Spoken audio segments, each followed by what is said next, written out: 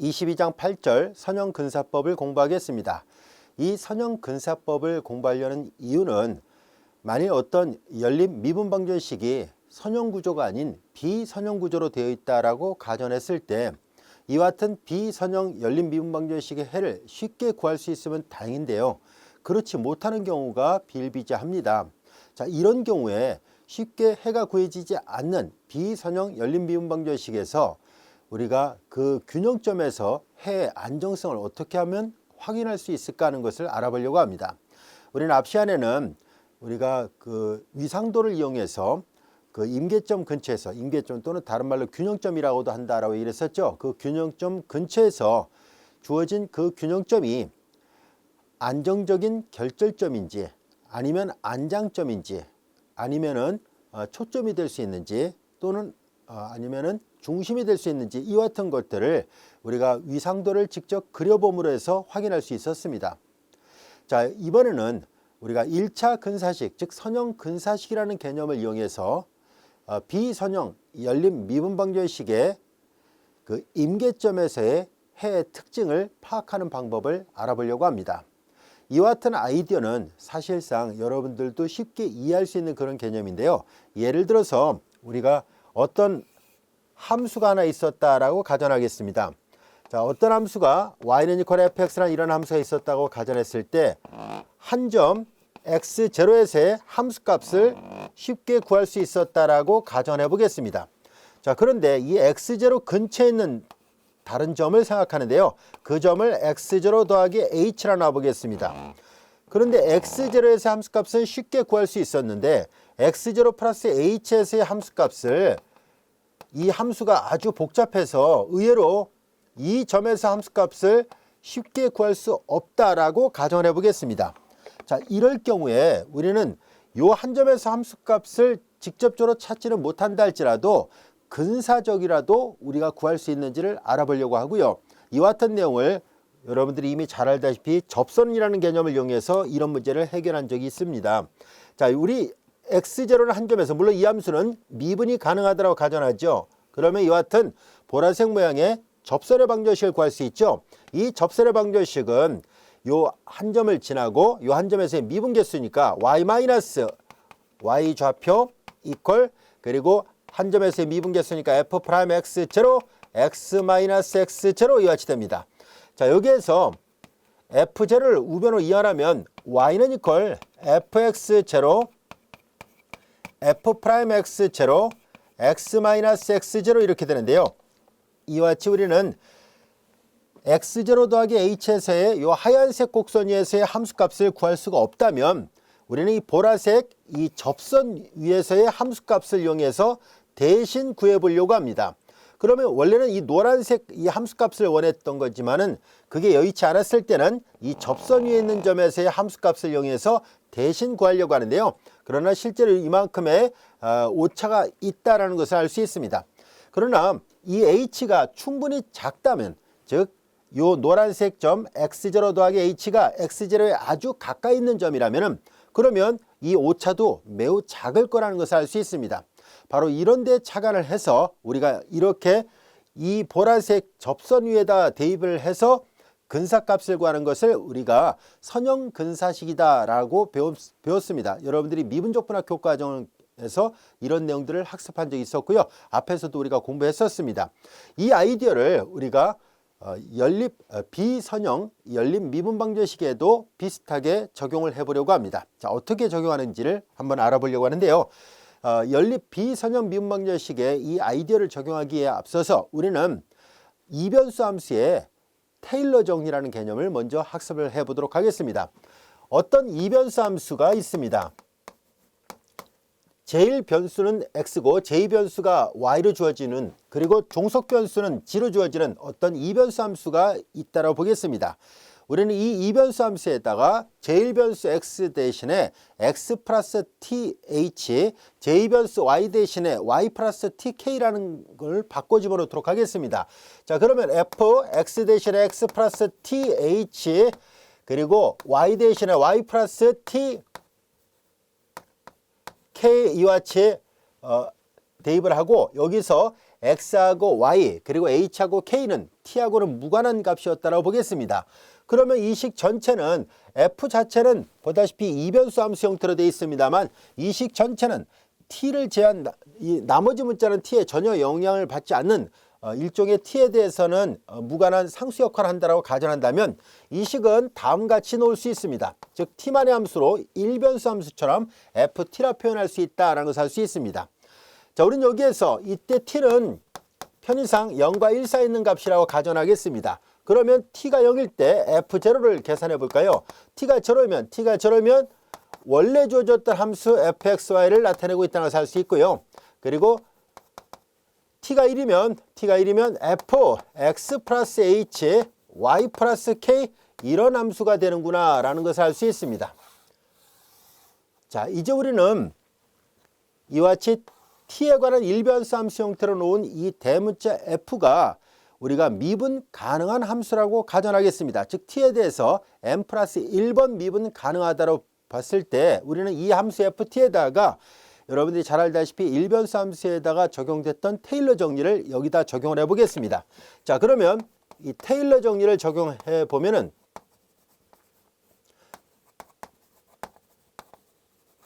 자, 이 함수 ft는 f0 t = 0에서의 테일러 정리를 계산하려고 합니다.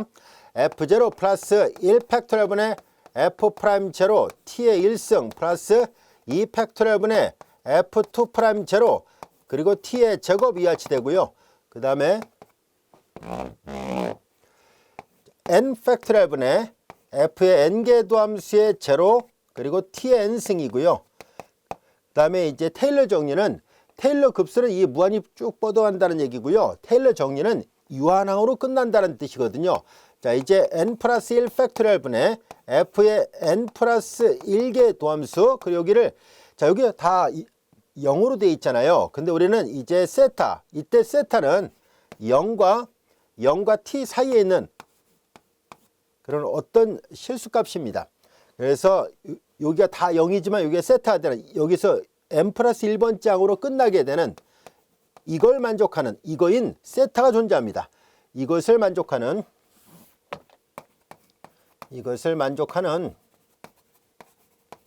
세타가 0과 t 안에 존재합니다. 이것이 테일러 정리의 뜻이에요. 자, 여기에서 우리는 처음 항부터 n번째 항까지 이 주황색 밑줄처럼 이 부분을 n차 테일러 다항식이거든요. 그래서 우리는 이 ft를 다시 써보면 n차 테일러 다항식이니까 폴리노미얼 오브 n 그래서 디그리 n이에요. 그래서 첨자 n을 써서 표시하도록 하겠습니다. 그래서 이 t에 관한 n차 다항식으로 나오잖아요. t에 관한 n차 다항식으로 이와 같이 표시가 됐습니다. 자, 이제 그리고 이 부분, 자, 이제 보라색으로 표시했던 이 부분을 우리가 잉여항 또는 나머지 항이라고 얘기를 할 거예요. 그래서 Rn 이렇게 표현하도록 하겠습니다. Rn 또는 Rnt 이렇게 표시하도록 하죠. 자, 그래서 보다시피 이 테일러 정리에서 n차 테일러 다항식 플러스 잉여항으로 이 ft를 표현할 수 있다는 것을 알 수 있습니다. 자, 이때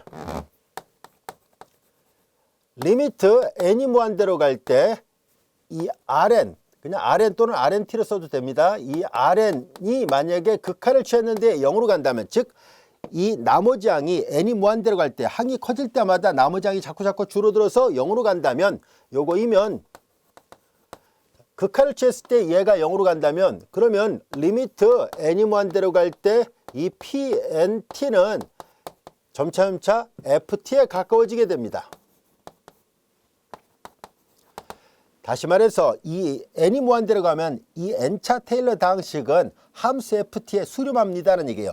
단 나머지 항이 0으로 간다는 가정하에서요. 그러면 이 n차 테일러 다항식은 함수 ft에 수렴하게 됩니다. 자, 그래서 우리는 다음 같은 n이 무한대로 갈 때 이 조건을 만족한다는 가정하에서 함수 ft는 이제 다음과 같이 테일러 급수 형태를 얻을 수 있게 됩니다. f'0 t 그리고 플러스 2 팩토리얼분의 f2'0 t의 제곱 자, 이렇게 여기서는 n 플러스 1번 짝에서 유한항으로 끝났다면은 이런 조건 하에서 결과적으로 여러분들이 이미 잘 알고 있는 이것은 마치 뭐예요? t 이퀄 0에서의 매크로닌 급수잖아요. t 이퀄 0에서의 테일러 급수가 다른 말로 매크로닌 급수와 같은데요. 바로 일변수 함수 ft의 매크로닌 급수 형태가 됐습니다라는 것을 알게 됐어요. 그래서 이것이 바로 t 이퀄 0에서의 테일러 급수입니다. 자, 우리의 관심은 바로 여기 나와 있는 F0, F'0, F2'0 이런 것들을 구해보려고 합니다. 자, 이걸 계산하기 위해서 우리는 F'T, F2'T 이런 값들을 찾아보려고 하는데요. 여기를 지우고 자, 여기서 한번 해보겠습니다. 여기 보면은 Ft의 모양이 이렇게 주어져 있어요. 자, 이것이 제1변수, 얘가 제2변수예요. 자, 그래서 우리는 연쇄 법칙을 이용해서 F'T를 구해보려고 합니다.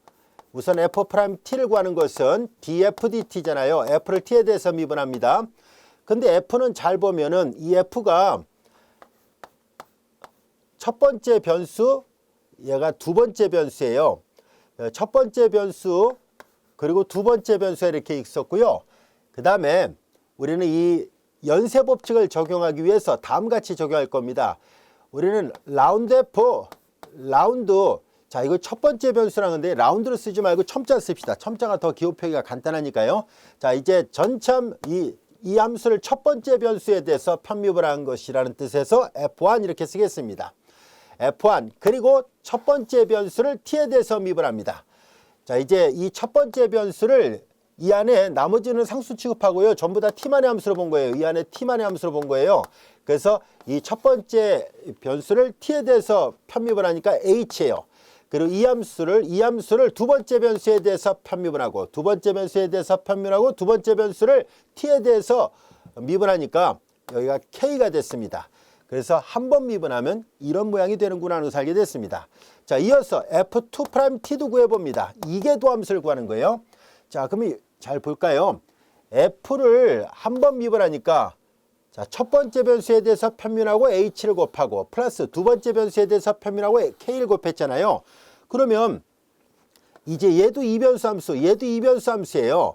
자, 그래서 이 이변수 함수를 이제 얘를 첫 번째 변수에 대해서 편미분하니까 F11이에요. F1이라는 함수를 첫 번째 변수에 대해서 편미분하고 h를 첫 번째 변수를 t에 대해서 편미분하면 h잖아요. 그리고 플러스 이게 이제 F 대신 F1으로 온 거예요. F1을 첫 번째 변수에 대해서 편미분하니까 F11 그리고 첫 번째 변수를 t에 대해서 편미분하니까 h F1을 두 번째 변수에 대해서 편미분하니까 F12가 된 거고요.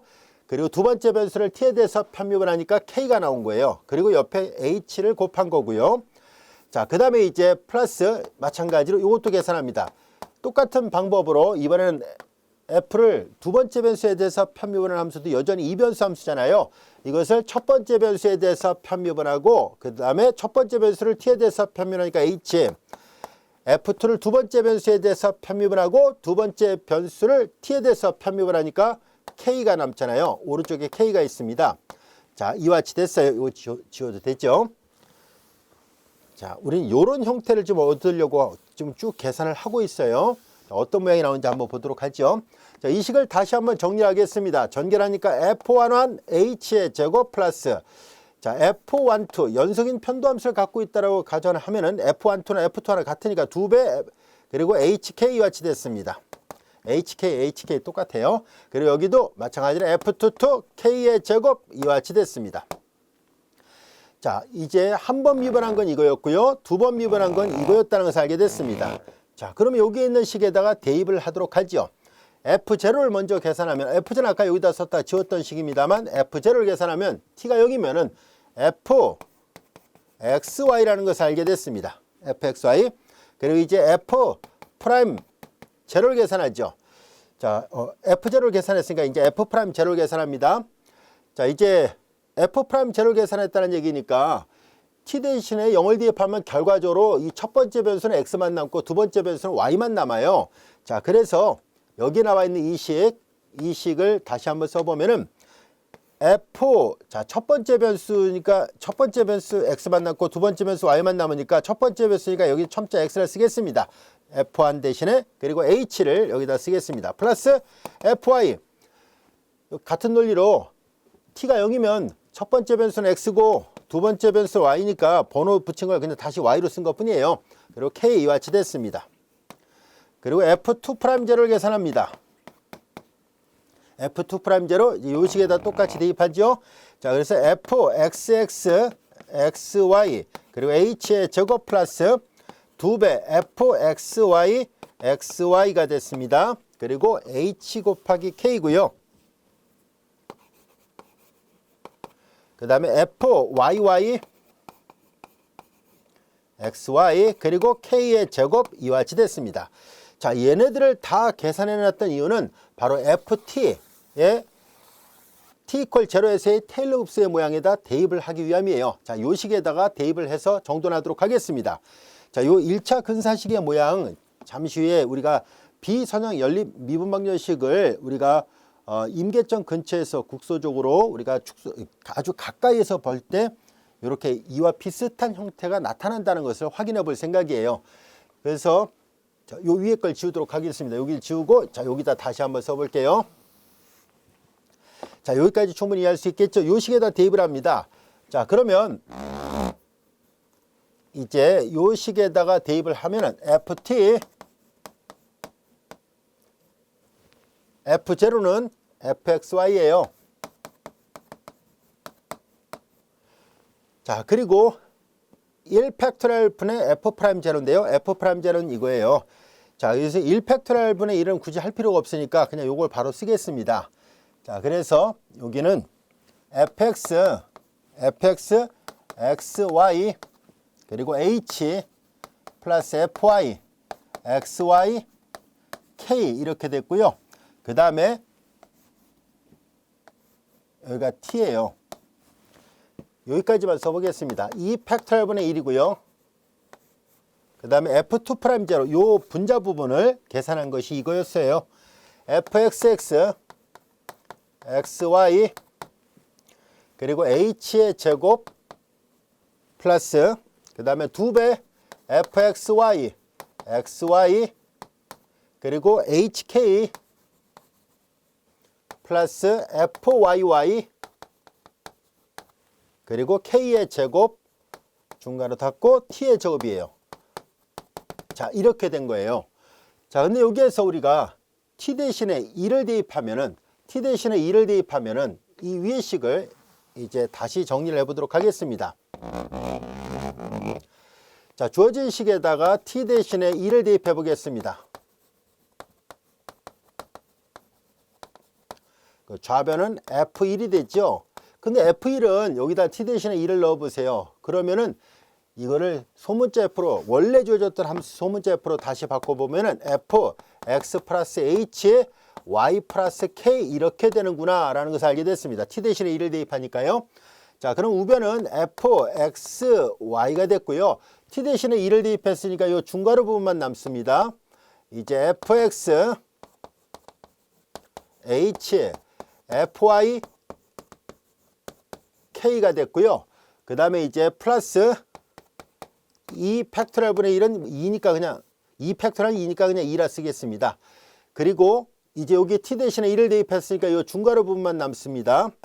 fxx xy h의 제곱 플러스 2배 fxy 그리고 xy hk가 됐고요. 그 다음에 이제 플러스 fyy xy k의 제곱 중괄호 닫고 이와 같이 됐습니다. 그리고 이제 이런 것들이 계속 쭉 더해지는 거죠. 자, 여기까지 이해됐죠. 자, 우리는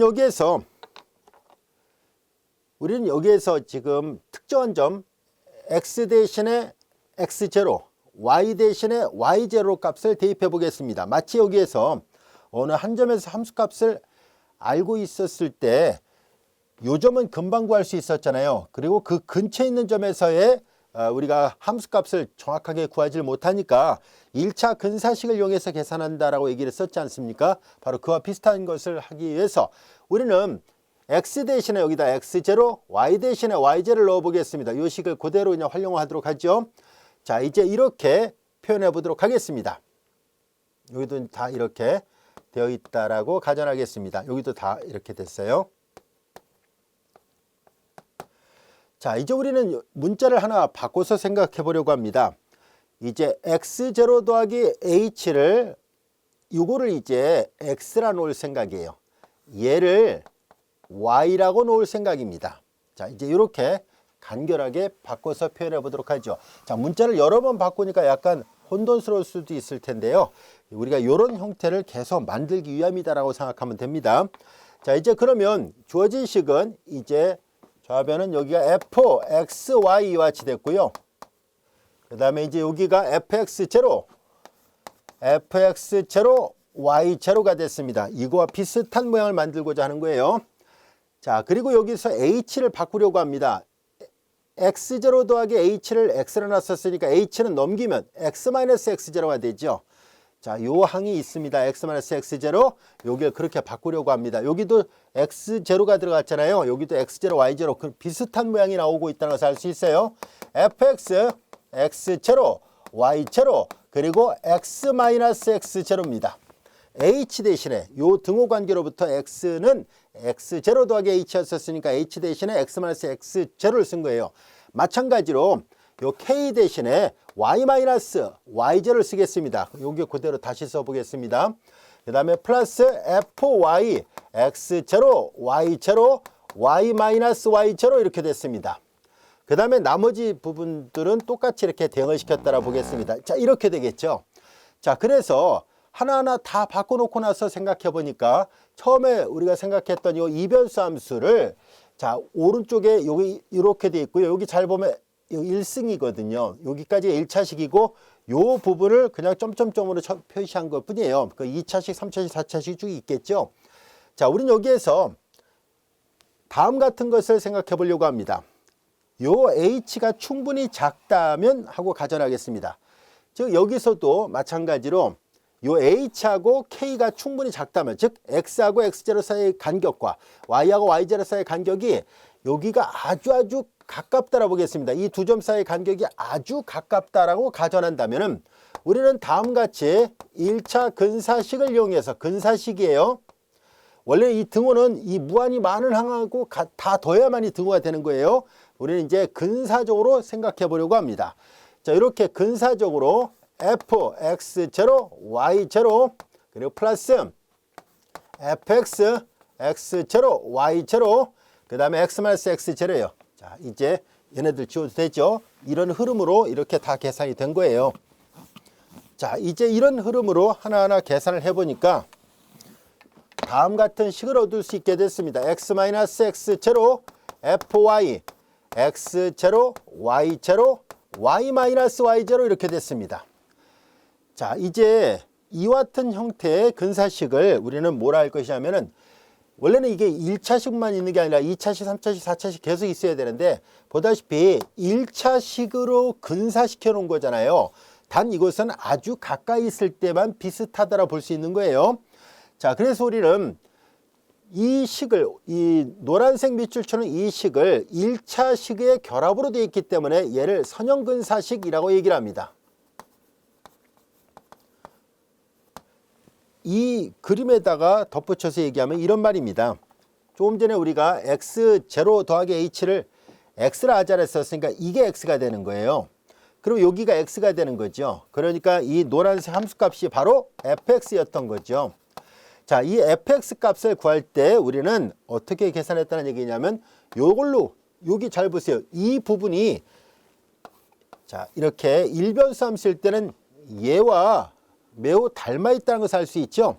그래서 요 값을 이용해서 구하게 되면 이건 직선 위에 있는 식이라는 얘기고 우리는 이 노란색 fx는 하얀색 곡선이 있는 식이니까 차이가 있죠.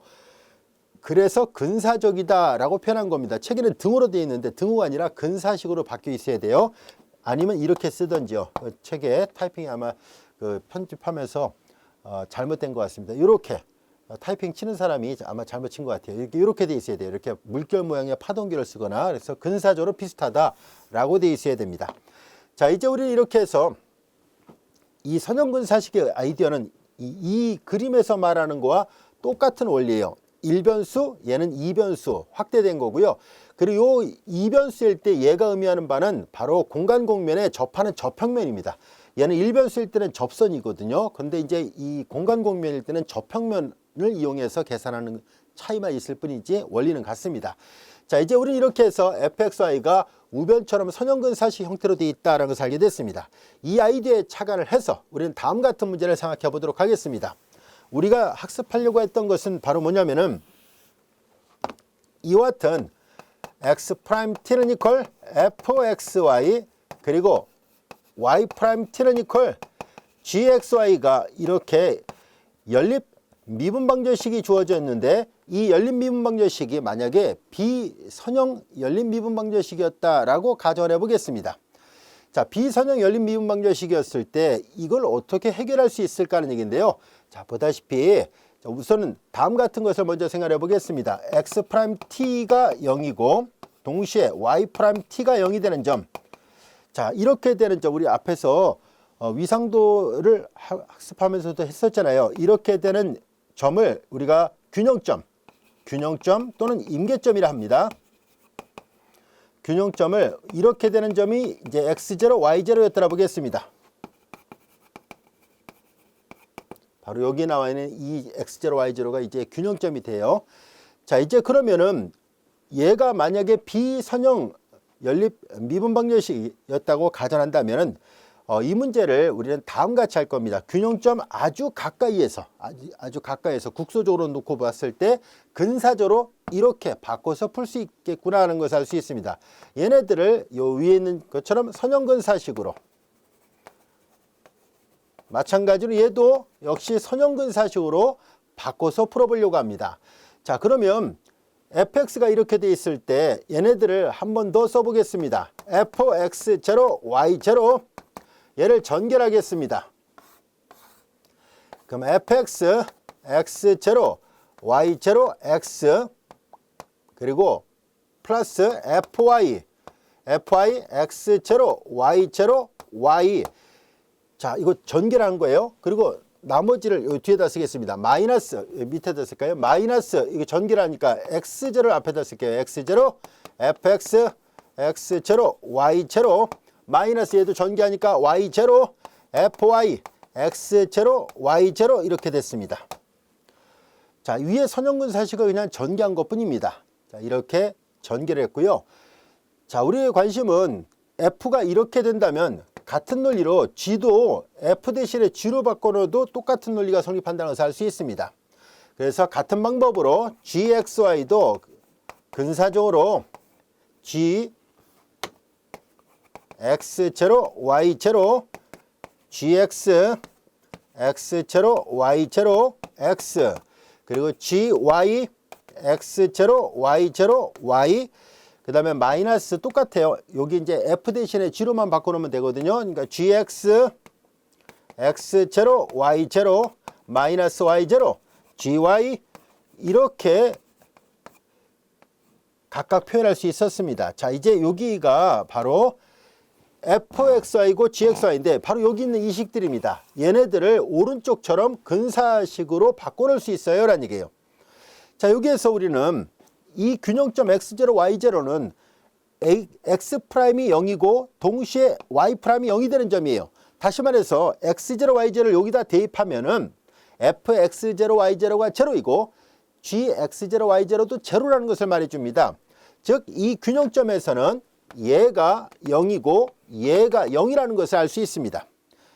이해할 수 있겠죠? 이걸 여기다 놓고 풀고 이걸 여기다 놓고 푼 해가 이거라는 얘기니까 대입하면 fx0, y0가 0이고 gx0, y0가 0라는 것을 알 수 있습니다. 자, 이제 이 균형점에서 우리가 좀 파악하려고 하는데요. 그럼 이게 0이었으니까 이건 소거될 것이고요. 남은 것은 잘 보니까 x 앞에 이거 개수잖아요. y 앞에 개수, x 앞에 개수, y 앞에 개수. 나머지는 전부 다 상수항입니다. 그래서 우리는 여기에서 다음같이 생각해 보도록 하겠습니다. 이거 어차피 개수잖아요.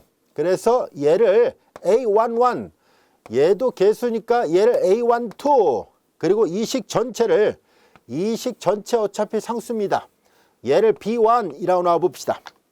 자, 그리고 여기 x 앞에 계수 이 부분을 A21이라 놓고 y 앞에 계수 얘를 A22라 놓고 또 나머지 이 부분 전체 어차피 이거 계수잖아요. 상수예요. 얘를 B2라 놔보겠습니다. 어차피 이 편미분 계수값이니까 상수가 되거든요. 자, 그러면 이렇게 바꿔놓으면 우리는 다음같이 생각할 수 있습니다. 바로 자, 이 fxy는 x 프라임 이렇게 돼 있었잖아요. x 프라임 t가 근사적으로 자, 이제 이 균형점 근처에서는 다음같이 우변으로 바꿔서 풀 수 있다는 것을 알 수 있습니다. 동시에 y 프라임 t도 근사적으로 다음같이 바꿀 수 있는데요. 이게 a11 x 그냥 x라 쓰겠습니다. 그 다음에 플러스 a12 y가 되고 이거 전체가 b1이 되는 거죠. 그 다음에 여기도 a21 x a22y a22y 그리고 이 식 전체가 b2가 된 겁니다. 자, 이 모양은 우리 앞에서 했었던 바로 뭐예요? 상수계수를 갖는 선형 형태로 바뀌어졌다는 것을 알 수 있죠. 이것을 우리가 행렬 방정식으로 바꿔서 표시하면 이런 모양이잖아요. 이제 우리한테 익숙한 그런 모양으로 바뀌어졌습니다. 여기 독립변수가 t라는 걸 뻔히 알고 있을 때 이제 생략할게요.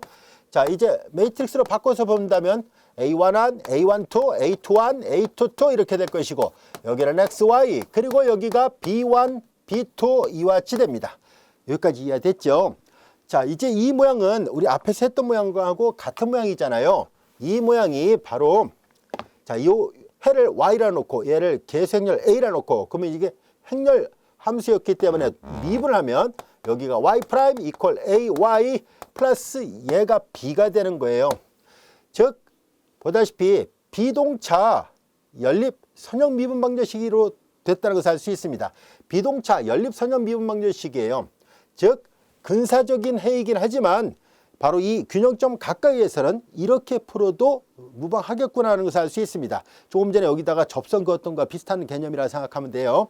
자, 그래서 우리는 이걸 풀 때 여러분들이 이미 앞에서 잘 알고 있는 것처럼 비동차 미방의 해를 구하려면 동차 미방의 해를 먼저 구해요. yc를 먼저 구하고 이걸 만족하는 해 yp를 구해서 두 개를 더하면 일반해가 된다는 것을 이미 우리가 앞에서 공부했었습니다. 그리고 여기 이 계수의 행렬 a가 이런 모양이잖아요. 자, 그리고 이제 yc의 모양은 이미 앞에서 했던 것처럼 k, 2의 람다 t 승꼴입니다. 다시 말해서 이 람다는 이 행렬의 고유값이었고 k는 이 고유값이 정해지면 구해지는 고유 벡터였었습니다. 따라서 동차 연립 미분 방정식의 해는 이렇게 해서 구할 수 있었습니다. 자, 이제 이것이 바로 이 절에서 학습하고자 했던 개념입니다. 지금까지 우리가 설명했던 내용들이 책에 설명이 되어 있던 내용들입니다. 지금 다 설명했던 거니까요. 자, 이런 과정을 거쳐서 이렇게 여러 번 문자를 치환하고 놓고 바꿔서 보니까 근사적으로 계산했을 때 이렇게 됐고 그래서 다 설명한 거예요. 그래서 이런 꼴이 됐다는 것을 알게 됐습니다. y 프라임 이퀄 ay 플러스 b의 꼴입니다. 그래서 앞서 설명한 것처럼 동차 연립 선형 미분 방정식을 먼저 해를 구해요. 고유값과 고유 벡터를 이용해서 그리고 특수를 구해서 더하면 구해진다는 것을 알 수 있습니다. 그래서 균형점 근처에서 해의 특징을 이제 파악할 수 있게 됐습니다. 이와 같은 비선형 연립 미분 방정식은 균형점 근처에서 즉 임계점 근처에서 이렇게 선형화시켜서 계산할 수가 있었다라는 것을 알게 됐습니다. 자, 여기에서 우리는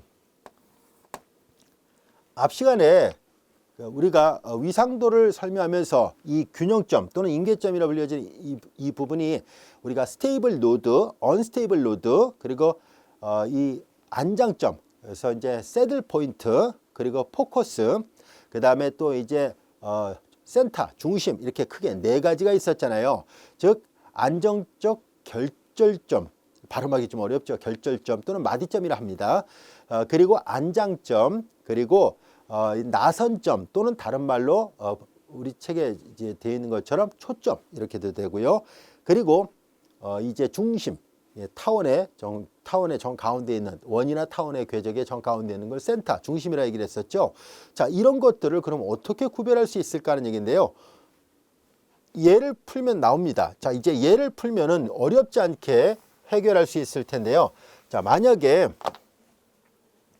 이런 꼴의 연립방정식의 해를 구했을 때 이 람다가 알기 쉽게 지금 미지수 두 개잖아요. 그래서 이 서로 다른 두 개의 이 고유 방정식을 풀었는데 서로 다른 두 실근이 나왔다라고 가정합시다. 어차피 나올 수 있는 이 고유 방정식 또는 보조 방정식의 차수는 2차 방정식에 불과합니다. 이 계수행렬이 2×2에 불과하니까 이미 우리가 앞에서 배웠던 것처럼 a-람다 i의 이퀄 0은 기껏해야 람다에 관한 2차 방정식이 나옵니다. 람다의 제곱 해가지고 그 다음에 여기는 이제 a라 쓰겠습니다. a, b 따로 안 썼죠. 자, 이제 이거는 직접 계산하는 게 더 낫겠네요. a11 마이너스 람다, a12, a21, a22 마이너스 람다 이런 모양이 있잖아요. a 마이너스 람다이라는 이 행렬의 모양이. 자, 이걸 직접 사라스 방법으로 계산하니까 a11 마이너스 람다와 a22 마이너스 람다 보다시피 이렇게 곱한 거에서 이렇게 곱한 거 빼요. 그래서 람다과는 2차 방정식이 나와요. a의 차수가 2차 정사각 행렬이라면 고유 방정식은 2차 방정식이 됩니다. 자, 내림차수로 쓰면 람다의 제곱이고요. 마이너스 a11 플러스 a22 이렇게 돼요. 마이너스 a11 마이너스 a22 그리고 람다 있고요. 그 다음에 이제 플러스 a11, a22, 마이너스 a12, a21 이퀄 제로예요. 자, 이제 이렇게 람다에 관한 2차 방정식이 나왔는데요. 이 2차 방정식을 풀다 보면 나올 수 있는 논리적 가능성은 세 가지 중에 하나죠. 서로 다른 두 실근이 나올 때, 중근이 나올 때, 그리고 허근이 나올 때 이렇게 있습니다. 자, 그것을 경우에 따라 나눠서 살펴보도록 하겠습니다. 얘를 다 계산했는데 자, 첫 번째 서로 다른 두 실근이 나올 때입니다. 서로 다른 두 실근입니다. 두 번째는 중근이 나올 때가 있겠죠. 중근. 그리고 세 번째는 허근이 나올 때가 있고요. 자, 람다가 알파 플러스 마이너스 i 베타 이렇게 될 때가 있습니다. 자, 서로 다른 두 실근 하나는 람다1 또 하나는 람다2 얘는 중근이에요. 람다1과 람다2가 모두 같은 경우를 말합니다. 그냥 람다라 쓰겠습니다. 자, 서로 다른 두 실근이 나왔을 때 만약에 람다1도 음수이고 람다2도 음수였다라 보겠습니다. 그러면 이 람다는 보다시피 지수함수의 여기 지수 부분에 있는 상수를 결정합니다. 얘네들이 음수라고 가정을 한다면 그럼 람다1에 대한 고유 벡터가 생기겠죠. 이제 해 모양이 이렇게 생겼으니까요. 해 모양이 이런 꼴이니까 그러면 우리는 y는 자, 이제 k1, 2의 람다1 t승 그리고 람다, 람다2 두 개니까 람다1에 대한 고유 벡터 k1, 람다2에 대한 고유 벡터 k2라 쓴다면 이런 꼴이잖아요. 근데 람다1과 람다2가 음수라면 t가 무한대로 갈 때 자, 이제 시간이 계속 흘렀을 때 어떤 변화가 있는지를 살펴보려고 해요. 이게 음수니까 당연히 이거 극한 취하면 0으로 가죠. 그래서 람다1과 람다2가 음수가 된다면은 한 점으로 가잖아요. 바로 이 임계점 아까 얘기했던 여기 균형점으로 수렴하게 됩니다. 그래서 스테이블 노드가 돼요. 이렇게 된다면은 안정적이다라는 것을 알 수 있고요. 안정적인 결절점이 된다는 것을 알 수 있습니다. 말로 설명할게요. 판사 안 하고. 자, 그 다음에 만약에 람다1이 양수이고 람다2도 양수가 된다면은 얘가 플러스예요. t를 무한대로 버리면 이거 발산해 버리잖아요. 이때 물론 k1이 어떤 벡터인지에 따라서 플러스로 갈 수도 있고 마이너스로 갈 수도 있겠죠. 그럼 어찌됐든 간에 수렴하진 않아요. 플러스로 가든 마이너스로 가든 발산을 합니다. 이렇게 되면은 결절점이 나오긴 했는데 노드가 되긴 했는데 언스테이블입니다. 즉 그 균형점에 가까워지지 않고 그냥 발산해 버렸으니까 플러스나 마이너스 쪽으로 발산해 버리니까 언스테이블 노드라는 것을 알 수 있습니다. 1번은 스테이블 노드, 얘는 언스테이블 노드예요. 그 다음에 이제 답을 보겠습니다. 람다1과 람다2의 고비음수다. 이 말은 무슨 말인지 알죠? 두 개의 부호가 서로 반대라는 뜻이에요. 두 개의 부호가 서로 반대예요. 하나가 양이고 하나가 음이라 봅시다. 반대로 놔도 돼요. 그럼 만약에 양이었을 때를 볼까요? K가 이제 요 앞에다가 이제 여기 고유 벡터니까 엄밀하게 말하면은 일반을 표시하려면 C1, C2라는 결정되지 않은 상수를 붙여야 돼요. 자, 이렇게 붙여놓고 마저 보겠습니다. 만약에 람다가 양수라고 보겠습니다. 그런데 이 C1이 0이었다라 볼게요. 람다1이 양수고 람다2가 음수면은 C1이 0이었을 때 극한점 이게 음수라면 0으로 가죠. 자, 그러니까 수렴하게 돼요. 그런데 이번에는 C2가 0이었다라고 봐요. C1은 0이 아니고요. 람다1이 양수였을 때 극한점 발산해버리죠. 그러니까 어느 한쪽으로는 수렴하게 되고 어느 한쪽으로는 발산할 수 있습니다. 즉 얘는 앞 시간에 우리가 이렇게 말 한 장 그림 같은 걸 그려놨잖아요. 어느 한쪽으로는 수렴하는데 어느 한쪽으로는 발산하는 형태가 나올 수 있다는 뜻입니다. 그래서 이렇게 되면 이거는 새들 포인트, 안장점이 됩니다. 자, 그래서 서로 다른 두 실근을 가질 때 이 두 가지 경우는 노드, 얘는 새들 포인트였고요. 이렇게 되면은 스테이블, 이렇게 되면 언스테이블이라는 것을 알 수 있습니다. 자, 중군을 가졌을 때를 보겠습니다. 중군을 가졌을 때도 마찬가지예요. 람다로 그냥 대표를 썼을 때 람다 음수면은 스테이블 노드가 됩니다.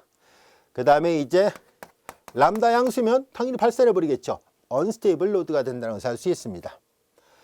얘는 둘 다 같은 부호를 갖기 때문에 새들 포인트가 나오지는 않습니다. 같이 음이거나 같이 양이 되는 경우는 있을 수 있어요. 그래서 이제 노드가 되는데 이렇게 되면 스테이블, 이렇게 되면 언스테이블이다라는 것을 이 모양을 보면 알 수 있습니다. 자, 이제 허근을 가질 때인데요. 이 허근을 가질 때 알파가 만약에 음수잖아요.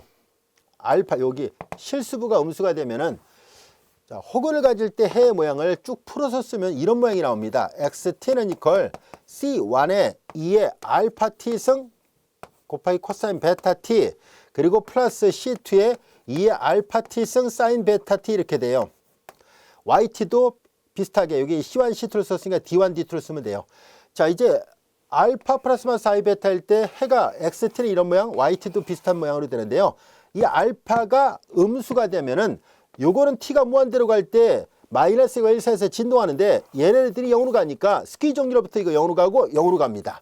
그러니까 이 알파가 음이 되어버리면 이거 0으로 가니까 얘는 스테이블하다라는 것을 알 수 있습니다. 그런데 이 알파가 음수예요. 0은 아니잖아요. 그러면 이게 이렇게 되면 이 균형점에 가까워지는데요. 이렇게 나선형 형태로 가까워집니다. 나선형 형태로 가까워지기 때문에 알파가 이 허구를 가지면 이렇게 나선형 구조가 나와요. 초점이 나온다는 거예요.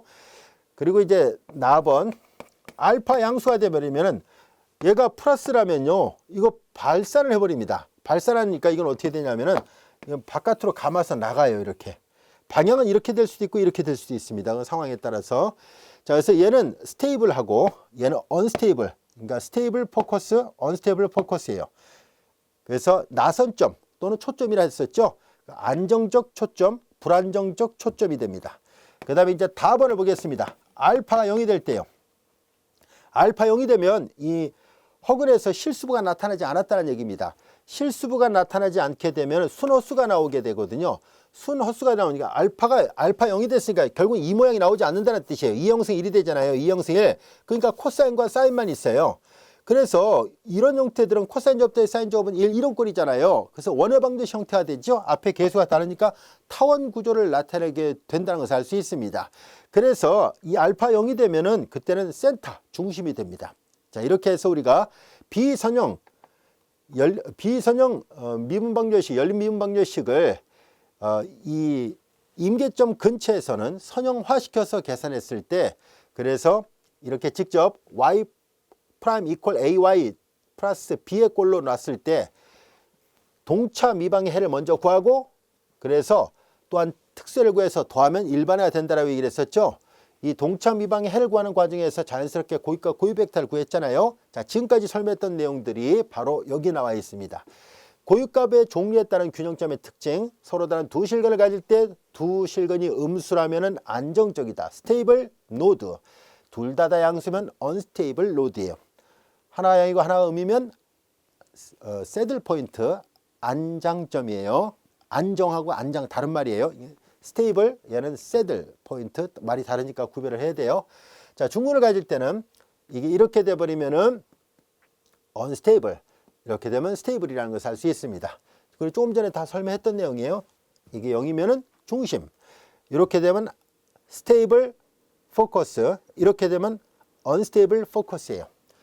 자, 충분히 이해할 수 있겠죠. 해의 모양을 이해하고 있다면, 해의 모양을 알고 있다면 충분히 왜 이런 말이 나오고 있는지를 알 수 있습니다.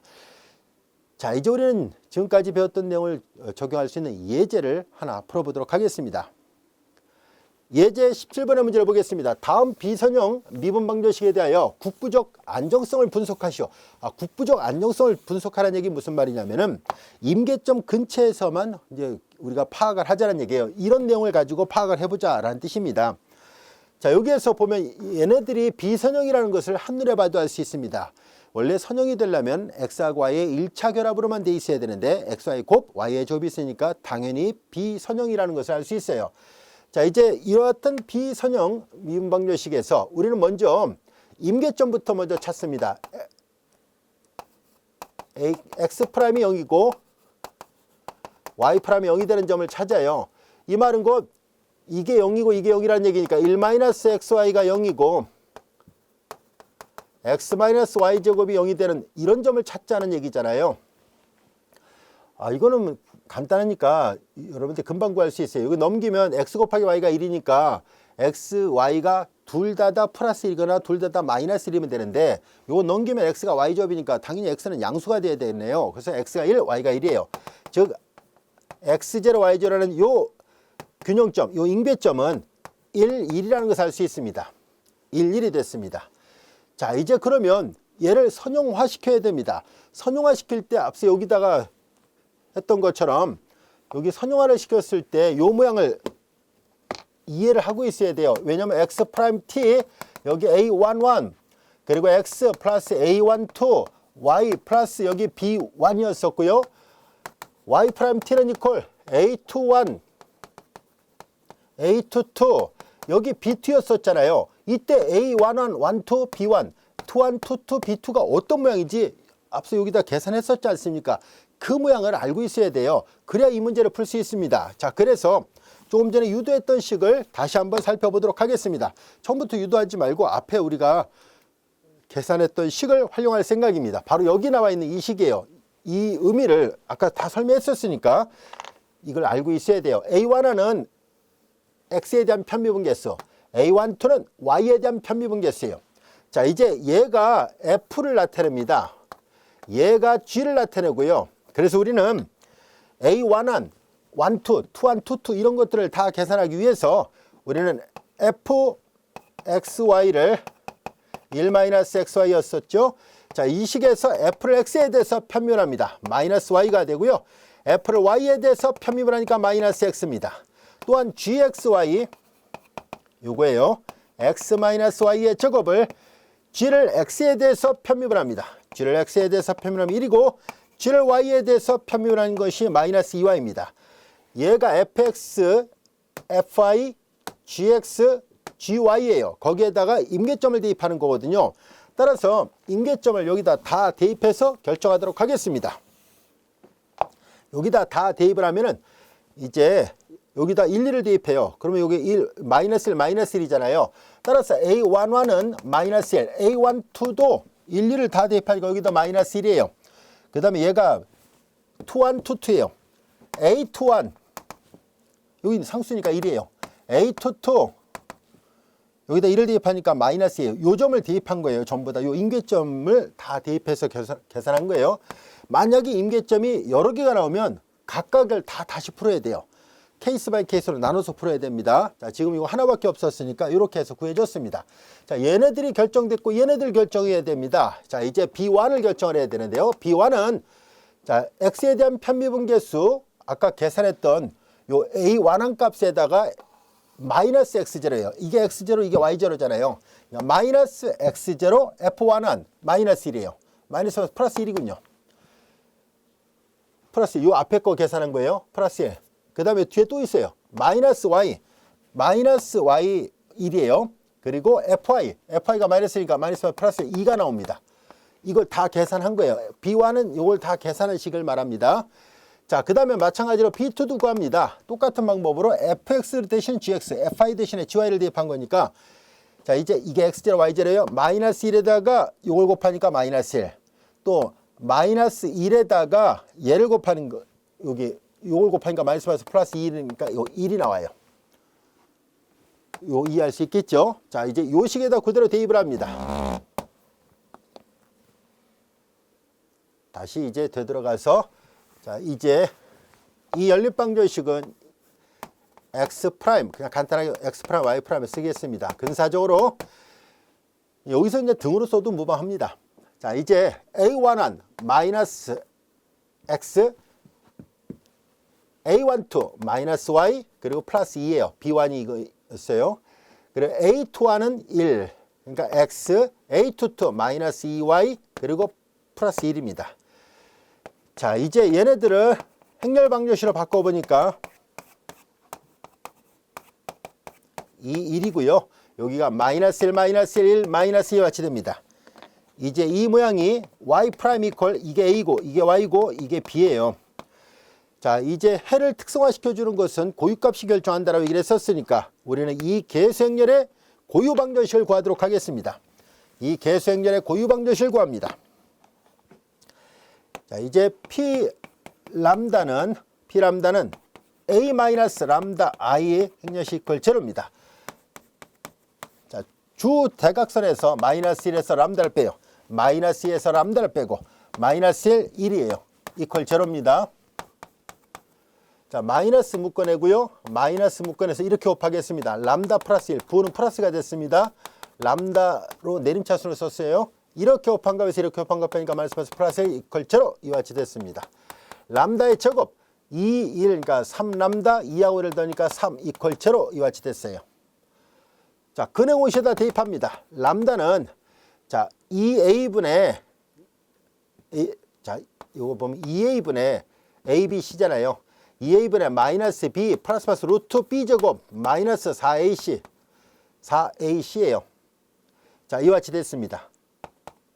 자, 그럼 마이너스 2분의 3이 있고요. 플러스 마이너스 여기 2분의 자, 여기는 보면은 루트 3i 이렇게 쓰면 되겠네요.